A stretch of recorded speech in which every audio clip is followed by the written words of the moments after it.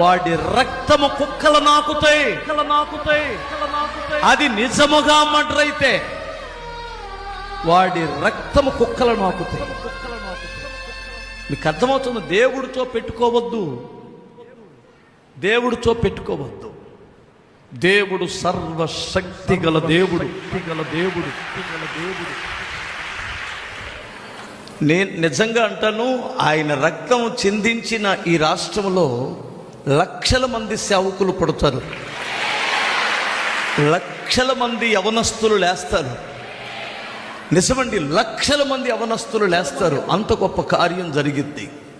అందుకని మనం అంత గొప్ప దైవ సేవకుని కోల్పోయినందుకు బాధాకరమే కానీ దేవుని పని మాత్రం ఈసమంతైనా తగ్గదు, పెరిగిద్ది. కనుక మనం చేయవలసింది ఒక్కటే ఉంది, ఆ కుటుంబ